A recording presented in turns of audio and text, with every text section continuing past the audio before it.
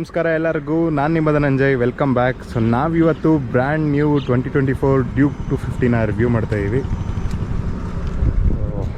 ಸಖತ್ ಎಕ್ಸೈಟೆಡ್ ಆಗಿ ನಾನಂತೂ ಡ್ಯೂಕ್ 250ನ ಓಡಿಸೋದಕ್ಕೂ ಹಾಗೂ ರಿವ್ಯೂ ಮಾಡೋದಕ್ಕೆ. ಯಾಕಂದರೆ ಈ ಗಾಡಿ ಅಷ್ಟು ಸಕ್ಕತ್ತಾಗಿದೆ, ನೋಡೋಕ್ಕೂ ಕೂಡ ಓಡಿಸೋಕ್ಕೂ ಕೂಡ. ಫೀಚರ್ಸೂ ಹಾಗೆ ಲೋಡೆಡ್ಡು. ಇದು ಒಂಥರ ಬ್ರ್ಯಾಂಡ್ ನ್ಯೂ ಇಂಜಿನ್ನು, ಚಾಸಿಸು ಎಲ್ಲ ಸೇಮು. ಸ್ಕ್ರಾಚಿಂದ ಹೊಸ ಗಾಡಿ ಥರ ಬಿಲ್ಡ್ ಮಾಡಿದ್ದಾರೆ KTM ಅವರು. ಸೊ ಇದು ಹೆಂಗಿದೆ ಅಂತ ನೋಡೋಣ. ಫಸ್ಟು ನಾವು ಸ್ಟಾರ್ಟ್ ಮಾಡೋದು ಈ ಹೆಡ್ಲೈಟಿಂದ. ಏನು ಸಕ್ಕತ್ತಾಗಿದೆ ಗುರು, ಡಿಸೈನು ಸಕ್ಕತ್ತಾಗಿದೆ. ಆನ್ ಮಾಡಿ ತೋರಿಸ್ತೀನಿ ಹೆಂಗೆ ಕಾಣಿಸುತ್ತೆ ಅಂತ ಹೆಡ್ಲೈಟು. ನಿಮಗೆ ಡೇ ಲೈಟ್ ರನ್ನಿಂಗು ಇಲ್ಲಿ ಕೆಳಗಡೆದು ಎರಡು ಆನ್ ಆಗುತ್ತೆ. ಹಿಂಗೆ ಮೇಲ್ಗಡೆಯಿಂದ ನೋಡಿದ್ರೆ ಇಲ್ವೇನಪ್ಪ ಏನು ಅಂತ ಕಾಣಿಸುತ್ತೆ. ಸೊ ಇದು ಆನ್ ಮಾಡಿದ್ರೆ ಹೀಗೆ ಈ ಥರ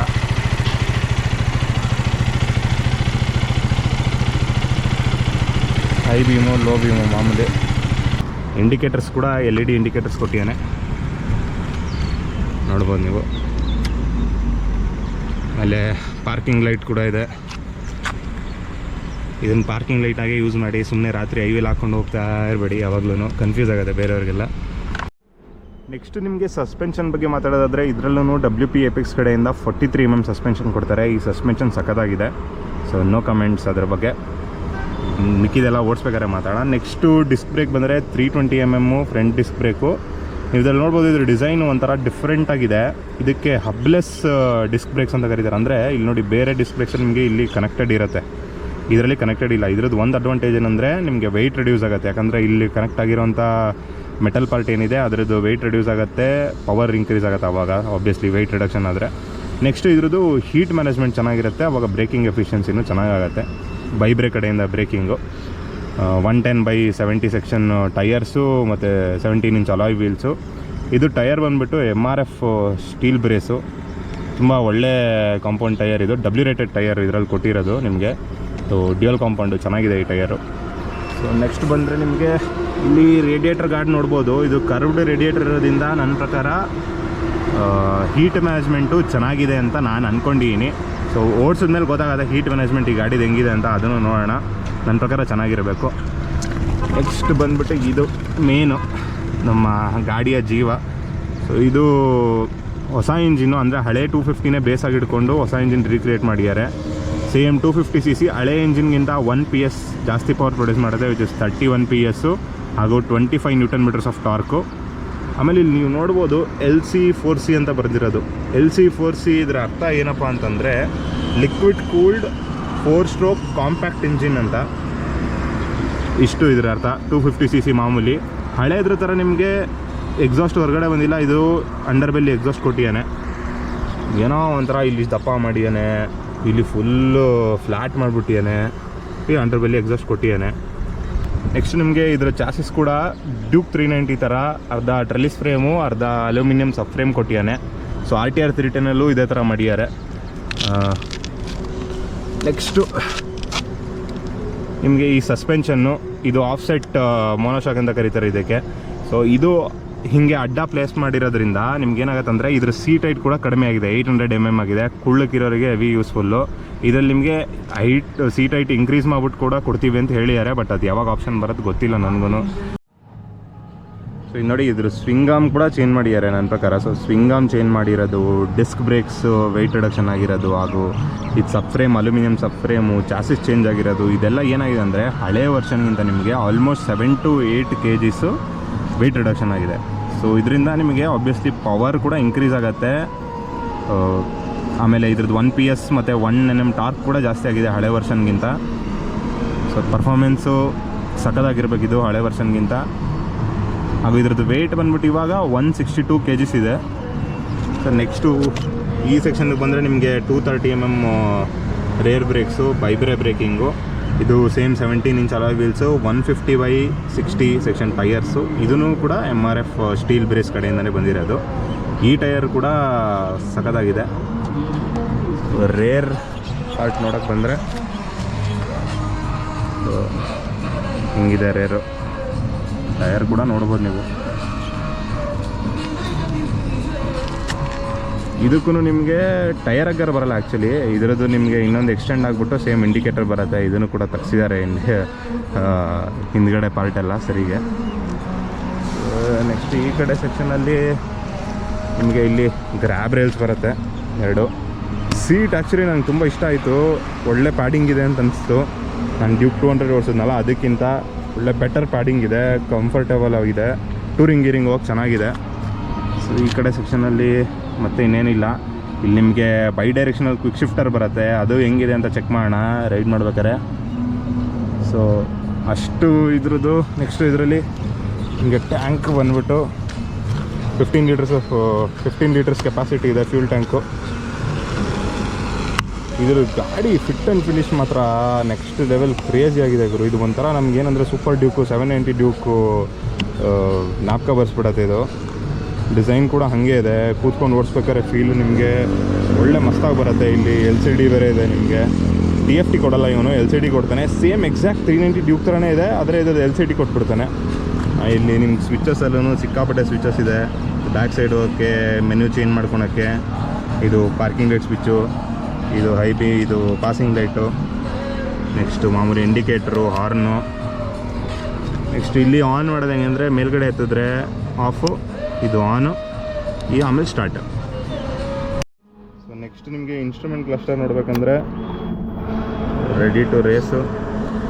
ಇದರಲ್ಲೂ ನಿಮ್ಗೆ ಸಿಕ್ಕಾಪಟ್ಟೆ ಇನ್ಫಾರ್ಮೇಷನ್ ಕೊಡ್ತಾನೆ. ಇಲ್ಲಿ ಟೈಮಿಂಗ್ ಇದೆ, RPM ಮೀಟರು, ಸ್ಪೀಡ್ ಇಂಡಿಕೇಟ್ರು, ಇಲ್ಲಿ ರೇರ್ ABS ಆನ್ ಅಂತ ಕೊಟ್ಟಿದ್ದಾನೆ. ಇಲ್ಲಿ ಗೇರ್ ಇಂಡಿಕೇಟರ್ ಇದೆ. So side stand cut off sensor ಕೂಡ ಇದೆ. ಬಟ್ ಏನು ಗೊತ್ತಾ, ಇಲ್ಲಿ ಕೂತ್ಕೊಂಡು ಓಡಿಸ್ತಿರ್ಬೇಕಾದ್ರೆ ಹಿಂಗೆ ಬೆಂಡ್ ಆಗಿಬಿಟ್ರೆ ಮುಖ ಸೀದಾ TFT ಮೇಲೆ ಕೂತ್ಕೊಳೋದೇ ಥರ ಅನ್ಸುತ್ತೆ. ನಾನು ಇವಾಗ ಓಡಿಸ್ಬೇಕಾದ್ರೆ ಗೊತ್ತಾಗತ್ತೆ ಏನು ಕತೆ ಅಂತ. ಸೊ ಇಷ್ಟು ಓವರ್ ಆಲ್ ಡ್ಯೂಕ್ 250 ಕತೆ ಇಷ್ಟು. ಡಿಸೈನ್ ವೈಸ್ ಮಾತ್ರ ಸಿಕ್ಕಾಪಟ್ಟೆ ಇಷ್ಟ ಆಗಿದೆ. ಇಂಥ ಗಾಡಿಗಳು ಓಡ್ಸೋಕ್ಕೆ ಹೆವಿ ಇಷ್ಟ ಆಗತ್ತೆ ಗುರು. ನೀವು ಒಳ್ಳೆ ಒಬ್ಬ ಬೈಕ್ ರೈಡರ್, ಬೈಕ್ ಎಂತೂಸಿಯಾಸ್ಟ್ ಆದರೆ ಈ ಥರ ಫೀಚರ್ಸು, ಈ ಥರ 250cc ಒಳ್ಳೆ ಇಂಜಿನ್ನು. ಇವಾಗ ಈ KTM ಡ್ಯೂಕ್ 250ಗೆ ಇದು KTMದು ಗಾಡಿ ಅಂತ ಅನ್ಸ್ಕೊಳೋ ಯೋಗ್ಯತೆ ಬಂತು ಅನ್ಸುತ್ತೆ. ಮುಂಚೆ ಇದ್ದಿದ್ದು ನನಗೇನು ಅಷ್ಟು ಇಷ್ಟ ಆಗಿರಲಿಲ್ಲ ಗಾಡಿ. ಬಟ್ ಇದು ಮಾತ್ರ ಟಾಪ್ ನಾಚ್ ಅಂತ ಹೇಳ್ಬೋದು. ಪರ್ಫಾರ್ಮೆನ್ಸ್ ಇವಾಗ ನೋಡೋಣ ಹೆಂಗಿದೆ ಅಂತ ರೈಡ್ ರಿವ್ಯೂ ಮಾಡಿಬಿಟ್ಟು. ಸೊ ಫಸ್ಟ್ ಥಿಂಗ್ ನೀವೇನು ಫೀಲ್ ಮಾಡೋದಪ್ಪ ಅಂತಂದರೆ ರೈಡಿಂಗ್ ಪೊಸಿಷನ್ ಆಬ್ವಿಯಸ್ಲಿ.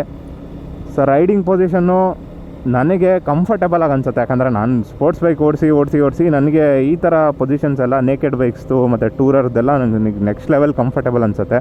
ಸೊ ಇದು ಕಂಫರ್ಟೇಬಲ್ ಇದೆ ಕೂಡ. ನೀವು ಅಕಸ್ಮಾತ್ ಟೂರರ್ ಓಡಿಸಿ ಅಭ್ಯಾಸ ಇದ್ದರೆ ಇದು ಒಂದು ಸ್ವಲ್ಪ ನಿಮ್ಗೆ ಏನು ಅನ್ಸ್ಬೋದು ಅಂದರೆ ಅಂದರೆ ತುಂಬ ಅಗ್ರೆಸಿವ್ ಅಲ್ಲ ಸ್ವಲ್ಪ.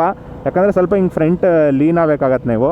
ಆಮೇಲೆ ಇದ್ರದ್ದು ಫುಟ್ ಪ್ಯಾಕ್ ಪೊಸಿಷನ್ನು ನಿಮಗೆ ನಾರ್ಮಲ್ ಟೂರರ್ ಥರ ಎಲ್ಲ ಸ್ವಲ್ಪ ಮೇಲ್ಗಡೆ ಇರುತ್ತೆ.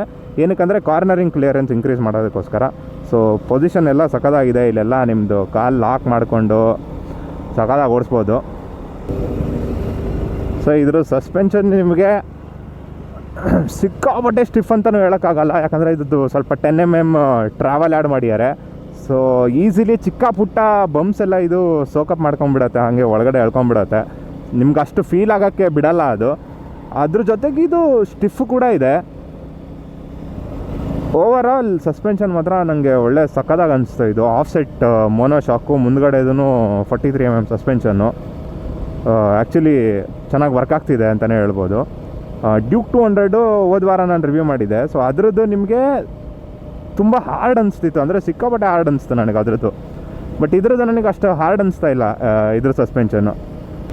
ಎಷ್ಟು ಚೆನ್ನಾಗಿ ಬಂಪ್ಸ್ ಎಲ್ಲ ಚಿಕ್ಕ ಪುಟ್ಟ ಬಂಪ್ಸ್ನ ಇದು ಚೆನ್ನಾಗಿ ಎಳ್ಕೊಳತ್ತೋ, ನಮಗೇನು ಫೀಲ್ ಆಗಿಬಿಡಲ್ವೋ. ಅವಾಗ ಕಾರ್ನರಿಂಗ್ ಮಾಡ್ಬೇಕಾದ್ರೆ ಒಳ್ಳೆ ಕಾನ್ಫಿಡೆನ್ಸ್ ಬರುತ್ತೆ ಆ್ಯಕ್ಚುಲಿ. ಯಾಕಂದರೆ ಚೂರು ರೋಡು ಎಡವಟ್ಟಿದ್ರೂ ಅದು ಅಲ್ಲೇ ನಿಮಗೆ ಸೋಕಪ್ ಮಾಡಿಕೊಂಡು ನಿಮಗೆ ಹ್ಯಾಂಡಲ್ ಬಾರ್ವರೆಗೂ ತೊಗೊಂಡು ಅದು ಬ್ಯಾಲೆನ್ಸ್ ಎಲ್ಲ ತಪ್ಪೋಗಿ ಬಿದ್ದೋಗೋ ಚಾನ್ಸಸ್ ಎಲ್ಲ ಕಡಿಮೆ. ಓವರ್ ಆಲ್ ಸೂಪರಾಗಿದೆ ಸಸ್ಪೆನ್ಷನ್ನು. ಕಂಪ್ಲೇಂಟ್ಸ್ ಇಲ್ಲ ಏನು ನಂದು ಸಸ್ಪೆನ್ಷನ್ ಬಗ್ಗೆ. ಸೊ ನೆಕ್ಸ್ಟ್ ನಿಮಗೆ ಇವಾಗಿರೋದು ಕ್ವಿಕ್ ಶಿಫ್ಟರು. ಸೊ ಇವಾಗ 3rd ಗೇರಲ್ಲಿ ಏನೇ ನೋಡಿ, ನಾನು ನನ್ನ ಕೈ ಇಲ್ಲೇ ಇದೆ, ಶಿಫ್ಟ್ ಮಾಡ್ಕೊಂಡು ಹೋಗ್ತಾ ಇದ್ದೀನಿ.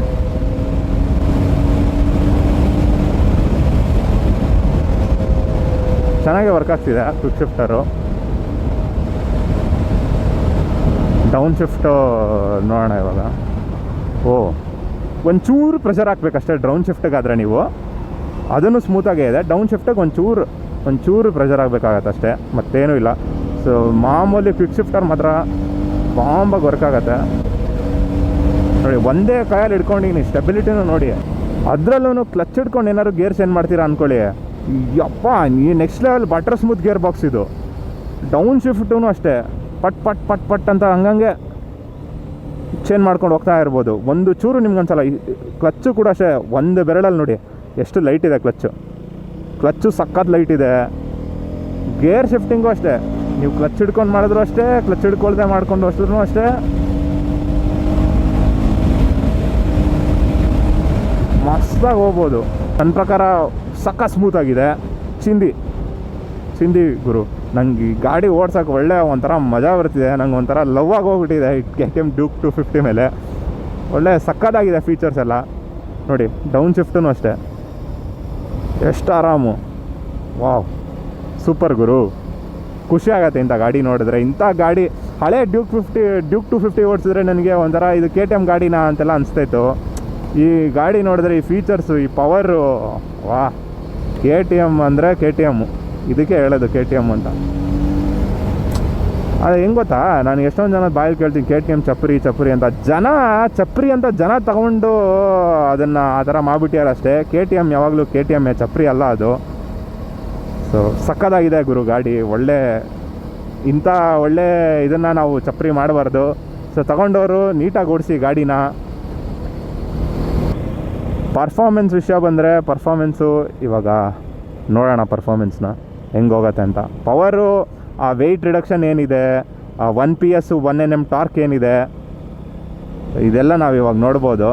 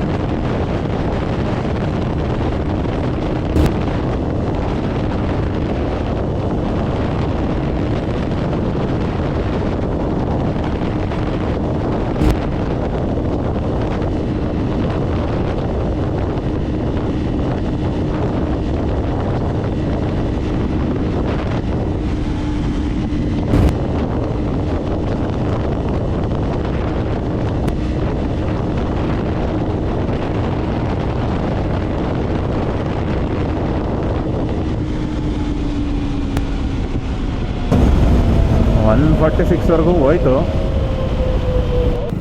ಸೊ ಪವರಲ್ಲೇನು ನಿಮಗೆ ಕಡಿಮೆ ಅಂತ ಅನ್ಸಲ್ಲ. ಪವರೂ ಅಡಿಕ್ವೇಟ್ ಆಗಿದೆ. ಒಂದು ಮೇ ಬಿ 150+ ಹೋಗ್ಬೋದು ನೀವು ಟಾಪ್ ಎಂಡಲ್ಲಿ. ಸೊ ಎಷ್ಟೋ ಜನ ಇನ್ನೊಂದು ಏನು ಮಾಡ್ತಾರಂದರೆ, ಒಂದು ಗಾಡಿನ ಪರ್ಚೇಸ್ ಮಾಡೋಕ್ಕೆ ಮುಂಚೆ, ಇದ್ರ ಟಾಪ್ ಸ್ಪೀಡ್ ಎಷ್ಟು ಹೋಗುತ್ತೆ, ಇದು 150 ಹೋಗುತ್ತಾ, ಇನ್ನೊಂದು ಯಾವುದೋ 160 ಹೋಗುತ್ತಾ, ನಾನು ಅದಕ್ಕೆ ಹೋಗ್ತೀನಿ, ಇನ್ನೊಂದು ಯಾವುದೋ 165 ಹೋಗುತ್ತಾ, ನಾನು ಆ ಗಾಡಿ ತೊಗೊತೀನಿ. ಬರೀ ಯಾವಾಗಲೂ ಟಾಪ್ ಸ್ಪೀಡ್ ನೋಡ್ಬಿಟ್ಟು ಒಂದು ಗಾಡಿನ ಜಡ್ಜ್ ಮಾಡೋಕ್ಕೆ ಹೋಗ್ಬಾರ್ದು. ಆ ಗಾಡಿ ಓವರಾಲ್ ಫೀಲ್ ಹೆಂಗಿದೆ, ಅದರಲ್ಲಿ ಕೊಟ್ಟಿರೋ ಫೀಚರ್ಸ್ ಹೆಂಗೆ ಕರೆಕ್ಟಾಗಿ ವರ್ಕ್ ಆಗ್ತಿದೆಯಾ, ಆಮೇಲೆ ಆ ಗಾಡಿಗೂ ನಿನಗೂ ಎಷ್ಟು ಕನೆಕ್ಷನ್ ಇದೆ, ನಿನ್ಗೆ ಎಷ್ಟು ಲವ್ ಮಾಡ್ತೀಯ ಆ ಗಾಡಿನ, ನಿಂಗೆ ಎಷ್ಟು ಇಷ್ಟ ಆಯಿತು ಓವರಾಲ್ ಫೀಲು. ಯಾಕಂದರೆ ನೀನು ಗಾಡಿ ತೊಗೊಂಡ್ಮೇಲೆ ನೀನು ಅರ್ಧಕ್ಕರ್ಧ ನೀನು ಸಿಟಿಯಲ್ಲೇ ಓಡಿಸ್ತೀಯ. ಹಬ್ಬ ನೀನು ಟೂರಿಂಗ್ ಮಾಡ್ತೀಯ ಅಂದರೆ ಅವಾಗ ಹೈವೇಗೆ ಎತ್ಕೊಂಡು ಹೋಗ್ತೀಯ. ಅವಾಗೂ ಏನು ಟಾಪ್ ಸ್ಪೀಡಲ್ಲಿ 160 ಹೋಗೋತ್ತಂದ್ರೆ 160 ಓಡಿಸ್ತಿರ್ತೀಯ, ಇಲ್ಲ ತಾನೇ. ಸೊ ಆವ್ರೇಜ್ ಸ್ಪೀಡೇ ಓಡಿಸೋದು. ಯಾವಾಗೂ top speed one of the parameters ಆಗಿರಬೇಕು, ಅದೇ ಮೇನ್ ಪ್ಯಾರಾಮೀಟರ್ ಆಗಿರಬಾರ್ದು. ಬ್ರೇಕ್ಸ್ ನೋಡೋದಾದ್ರೆ ನೀವು ನೋಡಿ ಬರೀ ಫ್ರಂಟು ಇದು ಸಕ್ಕತ್ತಾಗಿದೆ. ರೇರ್ ಓಕೆ ನೋಡಿ, ಇಲ್ಲೆಲ್ಲ ಮರಳಿದೆ, ಆದ್ರೂ ಒಂದು ಚೂರು ಸ್ಕಿಡ್ ಆಗ್ತಿಲ್ಲ ಫ್ರಂಟು. ಹಿಂದ್ಗಡೆ ಬೇಕಾದ್ರೆ ನಿಮ್ಗೆ ರೇರ್ ಇನ್ನೂ ABS ಆ್ಯಕ್ಟಿವೇಟ್ ಆಗ್ತಿರೋದು ನನಗೆ ಗೊತ್ತಾಗ್ತಿದೆ. ಅದು ಚಕ್ ಅಂತ ಸ್ಕಿಡ್ ಆಗಿಬಿಟ್ಟು ನೋಡಿ.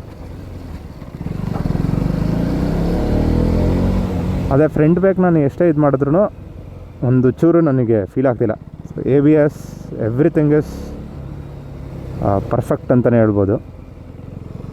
ಸೊ ಈ ಗಾಡಿ ಎಕ್ಸ್-ಶೋರೂಮ್ ಪ್ರೈಸ್ ಬಂದುಬಿಟ್ಟು ನಿಮಗೆ 2,39,000 ಬರುತ್ತೆ. ಆನ್ ರೋಡು ಹತ್ತತ್ರ ನಿಮಗೆ 3,10,000ಕ್ಕೆಲ್ಲ ಇದು ಆನ್ ರೋಡ್ ಬಂದುಬಿಡುತ್ತೆ ಗಾಡಿ. ನಿಮ್ಗೆ ಅದೇ RTR 310 ಆದರೆ 3,34,000 ಬರೀ with fix shifter, cooling seats ಮತ್ತು ಅಡ್ಜಸ್ಟಬಲ್ ಸಸ್ಪೆನ್ಷನ್ ಎಲ್ಲ ಏನೂ ಸಿಗೋಲ್ಲ ನಿಮಗೆ.